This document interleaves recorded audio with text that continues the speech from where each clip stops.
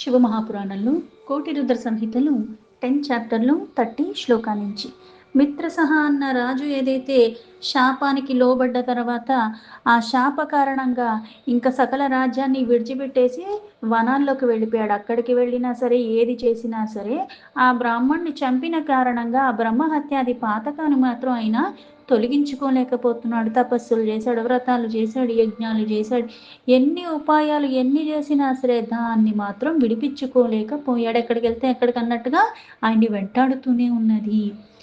నానోపాయేర్యథా రాజ్ఞస్తీర్థ స్నానాదిభిర్విజాః నానివృత్తా బ్రహ్మహత్యా మిథిలాంసా యయో తదా. ఇవన్నీ ఉపాయాలతో ఇంకా తీర్థయాత్రలు, స్నానాలు అన్నీ చేశాడు. ఎన్ని ఉపాయాలతో ఎన్ని చేసినప్పటికి కూడా రాజు బ్రహ్మహత్యాది పాతకాన్ని మాత్రం తొలగించుకోలేకపోయాడు.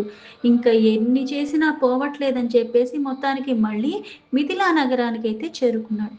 ఒక్కోసారి మనకు వచ్చిన కష్టానికి ఎటు చూసినా సరే ఎన్ని చేసినా సరే పరిష్కారం లభించట్లేదనేసి చేసేది కూడా మానేస్తూ ఉంటాం.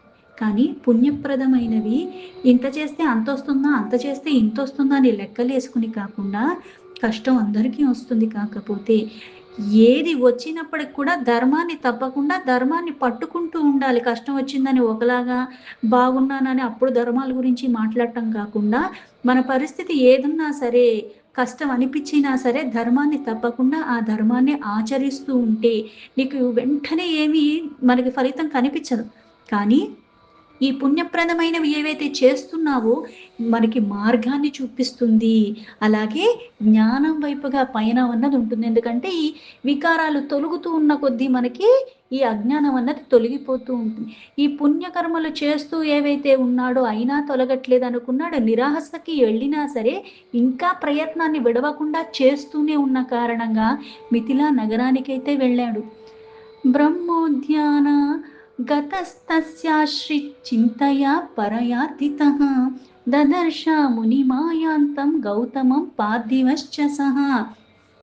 ఆ పుణ్య కారణంగా మిథిలా నగరానికి ఎక్కడైతే వెళ్ళాడో ఈ బ్రహ్మహత్యాది చింతలోనే ఉన్నాడు. అంత దుఃఖంలో ఉన్న రాజుకి ఇక్కడ ఆయన మిథిలా నగరానికి వెళ్ళేసరికి అక్కడ మళ్ళీ ఆయనకి గౌతమ మహర్షి కనిపించాడు. అభిశ్రుత్య స రాజేంద్రో గౌతమం విమలాశయం దర్శనాప్తా కించిత్కః ప్రణనామ ముహుర్ముహు. ఏదైతే ఆయన దర్శించినంత మాత్రం చేత అంత బాధలో ఉండి ఇంత నిరాశ నిస్పృహలతో ఇంతకాలం గడిపిన ఆయన ఈ మహర్షిని చూసినంత వరకే అక్కడంతా ప్రశాంతంగా అయిపోయింది, పరమశాంతి లభించినట్టు అయిపోయింది. అందుకుని ఎన్నో రకాలుగా ఆయనకి నమస్కరిస్తూ ఉండిపోయాడు రాజు. అథ తత్పృష్ట కుశలు దీర్ఘముష్ణం చ నిశ్వాసన తత్కృపా దృష్టి సంప్రాప్త సుఖ ప్రోవాచ తం నృపః. అంటే సత్పురుషుల యొక్క సాంగత్యం అని ఎందుకు మనకి చెప్తారు అంటే చూసినంత మాత్రం చేత వాళ్ళ ద్వారా మనకి కూడా ఉద్ధరింపబడతాము. వాళ్ళు కొన్ని కాదు చాలా సత్కర్మలు చేసి ఉన్నారు నిష్కామంగా, పైగా లోక హితార్థమై చేస్తారు తప్పితే స్వలాభానికి ఏమీ చెయ్యరు. ఆ జ్ఞాన సంపన్నులు అటువంటి సత్పురుషులు ఆ దృష్టి మన మీద పడినంత మాత్రం చేత కూడా మనకున్న అజ్ఞానం అన్న అంధకారాలు తొలగిపోతాయి, మన పాపరాశి తొలగిపోయి మళ్ళీ భ్రష్టు పట్టకుండా కర్మల్ని సరిచేసుకునేలాగా జ్ఞానం వైపుగా మన పయనం అన్నది మొదలవుతుంది. అందుకే ఈ చూసి మళ్ళీ నమస్కరిస్తుంటే ఆ ఋషి మళ్ళీ రాజుని కుశల ప్రశ్నలు అన్నీ అడిగిన తర్వాత మళ్ళీ ఆయన కృపాదృష్టి ఏదైతే రాజు మీద పడిందో ఆ రాజు కాస్త దీర్ఘమైన శ్వాస తీసుకుని మళ్ళీ ఆ మునితో ఇలా అంటున్నాడు. రాజు ఉవాచ మునే మాం బాధ్యతే హేషా బ్రహ్మహత్యా దురాత్యయా అలక్షిత పరిస్తాత తర్జయంతి పది పది. అప్పుడు ఆ రాజు ఆ గౌతమ ఋషికి ఇలా చెప్తున్నాడు. ముని, ఇక్కడ ఎవరి ద్వారా కూడా కనపడకుండా, అంటే ఇది నేను చేసింది నా వెంటే ఉంటుంది, నన్నే బాధిస్తూ ఉంటుంది. అందుకే అంటారు మనం కర్మల రూపంలో ఏది చేసినా ఇప్పుడు ఎలా అంటే కొంతమంది పుణ్యం బాగా చేసినప్పుడు ఎలా అయితే ఆస్తి ఉందంటే పంచుకోవటానికి వస్తారు, అది పంచుకోవచ్చు కూడా. అప్పు ఉందంటే పంచుకోవడానికి ఎవ్వరూ రారు. నా అన్న వాళ్ళు కూడా నా పిల్లలే నన్ను వదిలేసి వెళ్ళిపోవచ్చు నాకు అప్పు ఉందంటే. అంటే ఇక్కడ ఒక పాపం ఏదైతే నువ్వు చేస్తావో దాన్ని నువ్వే అనుభవించాలి. అది నిన్నే పీడిస్తుంది. నువ్వు చచ్చేదాకా నీ వెంటే ఉంటుంది. అందుకే ఇక్కడ ఎవరికీ కనిపించంది ఇక్కడ నాకే దుఃఖభరితంగా చేస్తున్న ఈ బ్రహ్మహత్యాది పాతకం నా మీద పగబట్టేసి ఉన్నది. నాకు దుఃఖం కలిగిస్తుంది. నన్ను విడిచిపెట్టి పోనే పోవట్లేదు అని.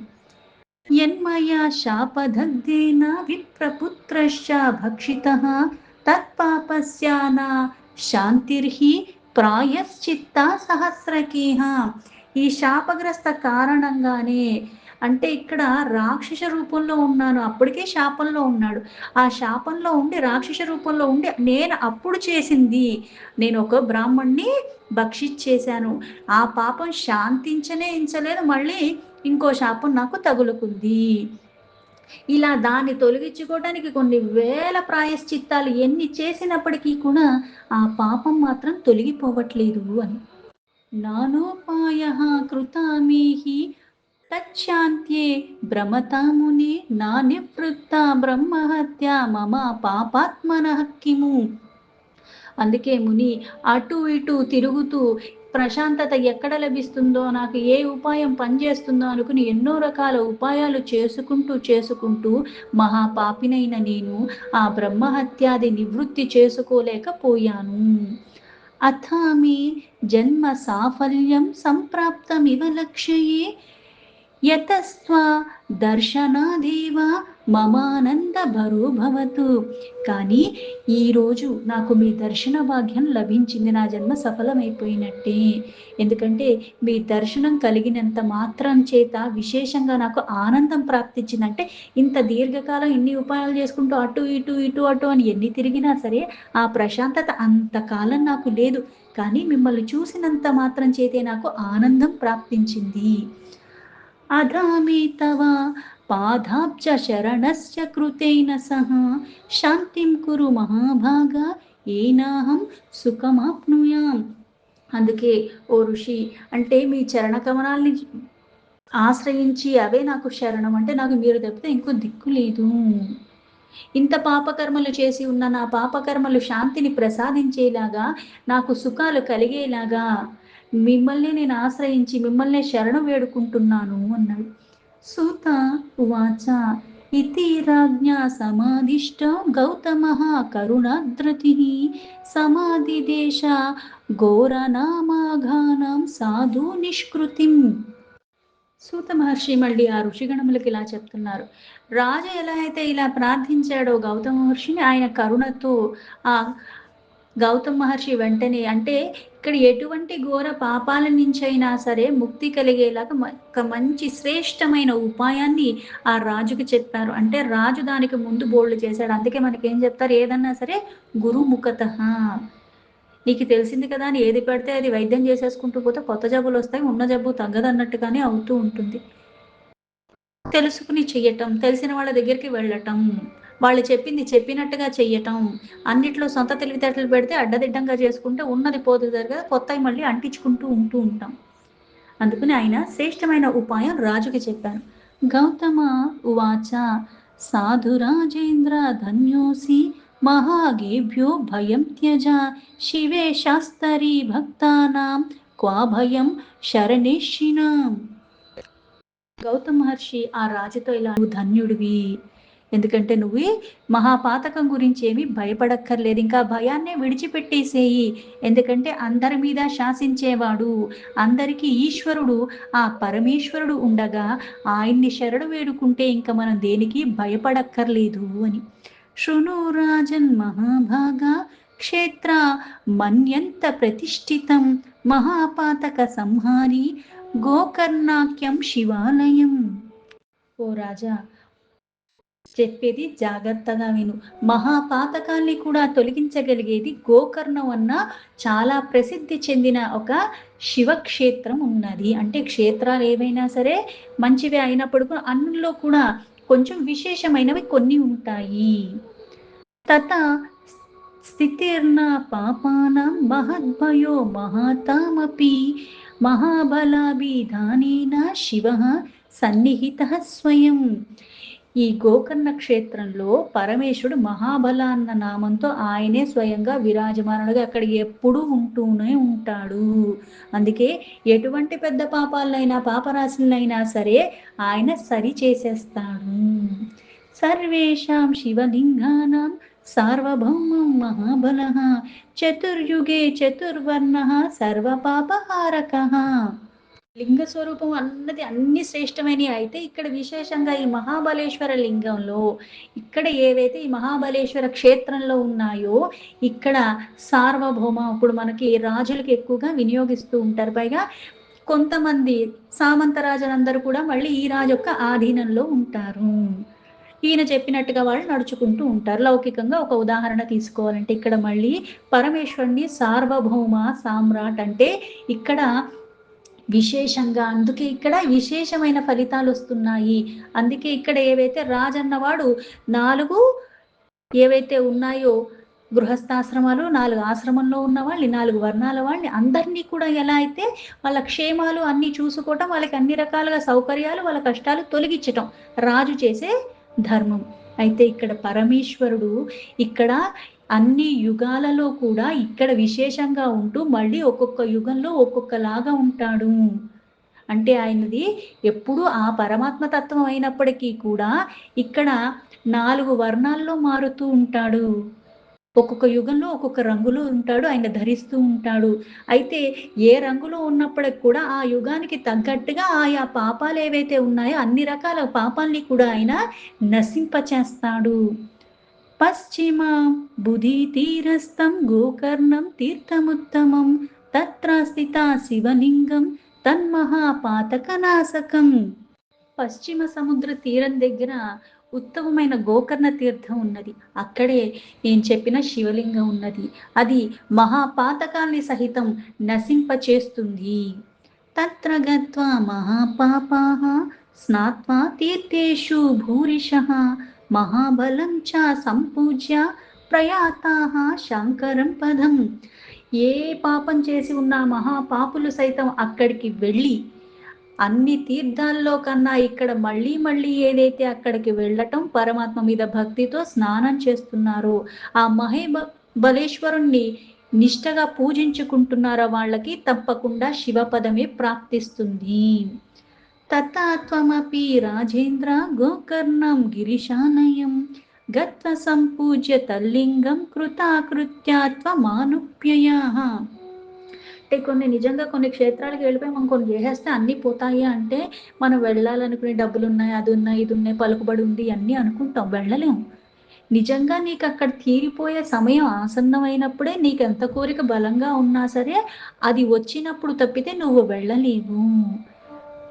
అందుకే కొన్ని తపన ఉంటే సరిపోదు, దానికి తగ్గట్టుగా కొన్ని నేను సవరించుకుంటూ ఉంటే అప్పుడు మార్గం అన్నది నాకు తొందరగా దాని చెంతకు తీసుకెడుతూ ఉంటుంది. అందుకే ఓ రాజేంద్ర ఈ ప్రకారంగా ఏదైతే గోకర్ణ నామ శివస్థానాల్లో అన్నిటిలో కూడా చాలా ప్రశస్తమైనది ఉన్నదో అక్కడికి వెళ్ళి ఆ లింగాన్ని పూజించుకో, నీ మనోరథాలన్నీ కూడా నీకు నెరవేరుతాయి అన్నాడు. తత్ర సర్వేషు తీర్థేషు స్నాత్వా అభ్యర్చ మహాబలం సర్వపాప వినిర్ముక్తః శివలోకం త్వమాప్నుయాః. అక్కడికి వెళ్ళి ఆ తీర్థంలో నువ్వు స్నానం చేసి మహాబలేశ్వర లింగాన్ని భక్తితో ఎప్పుడైతే పూజించుకుంటున్నావో శ్రద్ధగా సకల పాపాల నుంచి విముక్తి కలగటమే కాకుండా శివలోక ప్రాప్తి కూడా నీకు లభిస్తుంది అని చెప్పాడు. సూత ఉవాచ ఇత్యాదృష్టః సా మునీన గౌతమేన మహాత్మన మహాష్టామన రాజా గోకర్ణం ప్రత్యపదతః. అయితే సూతుల వారు ఏదైతే మహర్షులకి ఇదంతా చెప్తున్నారో ఈ ప్రకారంగా గౌతమ మహర్షి చెప్పినట్టుగానే ఆయన ఆజ్ఞ తీసుకుని ఆయనది చెప్పింది చెప్పినట్టుగా రాజు కూడా చాలా ఆనందంగా, ఎందుకంటే దేన్ని తొలగించుకోవాలని ఎన్ని ప్రయత్నాలు ఎన్ని ఉపాయాలు చేసినా సరే తొలగించుకోలేకపోయాడు. మార్గం ఏంటో కూడా స్పష్టంగా తెలియలేదు. కానీ ఇప్పుడు మార్గం చెప్పాడు ఆ ఋషి, అది తొలగిపోతుంది అన్న ఆనందంలో ఈయన గోకర్ణ తీర్థానికి పయనమయ్యాడు. తత్ర తీర్థేషు సుస్నాత్వా సమభ్యాచర్య మహాబలం నిర్ధూతాశేష పాపోఘో అలంభచ్చంబోహ పరమం పదం. ఆయన చెప్పినట్టుగా గోకర్ణ తీర్థంలో వెళ్ళటం, అక్కడ మళ్ళీ స్నానం చేసి మహాబలేశ్వరుని పూజించుకుని, ఆ సంపూర్ణ పాపాలన్నీ కూడా తొలగించుకుని వాటి నుంచి ముక్తి పొంది శివ పదప్రాప్తి దక్కించుకున్నాడు రాజు. యా ఇమాం శృణుయాన్నిత్యం మహాబలకథాం ప్రియం త్రిసప్తకులజేహ సార్ధం శివలోకే వ్రజత్యసౌ. అయితే ఏ మనుష్యులైతే ఈ మహాబలేశ్వర లింగం గురించి ఈ కథను ఏదైతే చాలా ఇష్టంగా నిత్యము వింటూ ఉన్నారో, అంటే ఇక్కడ ఏవైతే 21 మారులు, అంటే వాళ్ళ వంశంలో 21 సార్లు తరాల వరకు కూడా అందరికీ కూడా శివలోక ప్రాప్తి, అంటే కథ వింటేనే, అంటే వినటం అన్నది ఎంత శ్రేష్టంగా ఉంటే అది లభిస్తుంది. ఇతివశ్చ సమాఖ్యాతం మాహాత్మ్యం పరమద్భుతం మహాబలస్య గిరిశాలింగస్య నిఖిలాంఘృత్. అలాగే ఓ మహర్షులారా, ఈ ప్రకారంగా నేను ఏదైతే మహాబలేశ్వర లింగం గురించి, అలాగే ఆ శివలింగాన్ని భక్తితో ఎవరైతే పూజించుకుంటారో సర్వ పాపాలన్నీ కూడా నశించిపోయి అద్భుతమైన ఆ మహత్య వర్ణన కూడా మీకంతా కూడా విశేషంగా చెప్పాను అని. దీంతో శివ మహాపురాణంలో కోటి రుద్ర సంహితలో 10th చాప్టర్ సంపూర్ణం.